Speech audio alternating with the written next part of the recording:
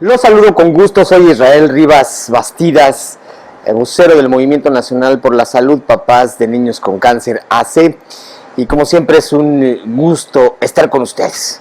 Comienzo siempre esta video editorial, como todas las veces, con una frase, esta vez de un escritor ruso fenomenal, de Fedor Dostoyevsky, quien decía que el hombre que se miente a sí mismo y escucha su propia mentira llega a un punto en que no puede distinguir la verdad dentro de él y por lo tanto pierde todo respeto por sí mismo y por los demás. Esto lo escribió Fedor Dostoyevsky en aquella maravillosa novela titulada Los Hermanos Karamazov.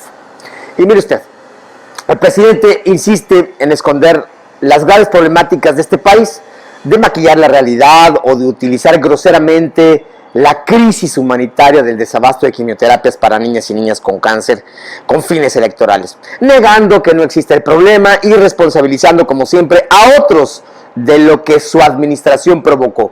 Una crisis humanitaria que tuvo su origen en las fobias de Andrés Manuel contra compañías farmacéuticas mexicanas que producían los medicamentos pediatro-oncológicos. Y en este mismo sentido, el presidente cree que él y su gobierno son las víctimas. Sin embargo, se equivoca rotundamente. Las únicas víctimas son las miles de niñas y niños que se han quedado sin sus quimioterapias, los que han tenido graves daños a su salud y los más de 1,600 que han perdido la vida producto de este desabasto. De esta crisis el presidente no habla, no expresa su solidaridad con el dolor de los que hoy sufren y las madres y padres que ya no tienen a sus hijos con ellos, niñas y niños, mire usted, que no debieron haber muerto porque se les alteraron sus protocolos, porque no había medicamentos. Ellos fueron quienes pagaron los platos rotos de una política basada en el odio y en la venganza. El presidente se equivoca si piensa que nuestras niñas y niños con cáncer son o serán los héroes de su gobierno, los niños héroes de hoy. Me duele decir que tenemos un presidente incapacitado emocionalmente. Nada le conmueve. Qué peligroso cuando alguien pierde la capacidad de asombro, cuando pierden la capacidad de reconocerse a sí mismos en otra persona. Miles de explicaciones, contradicciones y mentiras y hasta montajes de un supuesto robo de medicamentos. Su argumento mayor es que se canceló el flujo de medicamentos porque estaba combatiendo o está combatiendo la corrupción.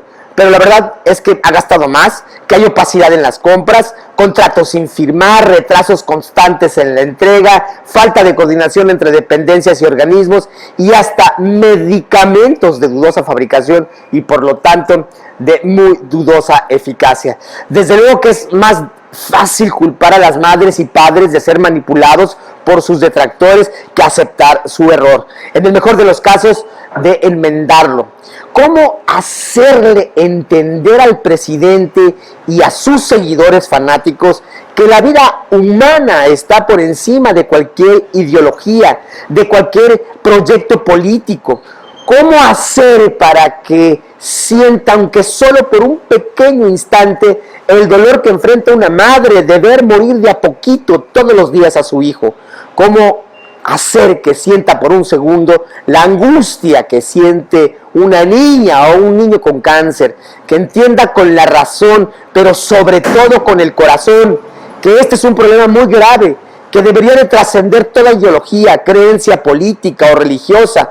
¿Qué tendría, por Dios, que suceder para que el gobierno, la sociedad civil, los medios de comunicación, los empresarios, los partidos políticos entiendan de una vez por todas que hay prioridades y la máxima prioridad es la vida humana, la vida de nuestras niñas y desde luego de nuestros niños?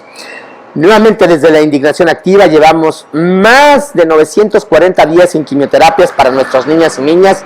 Muchos se indignan, muchos se quejan, pero muy pocos, realmente muy pocos, hacen algo para solucionar esta crisis humanitaria que está cobrando la vida de muchas niñas y niños a lo largo del país. Les recuerdo mis redes sociales: Israel Rivas en Facebook, en Twitter, @Israel Rivas_Vaz, y también en Facebook, Movimiento Nacional por la Salud.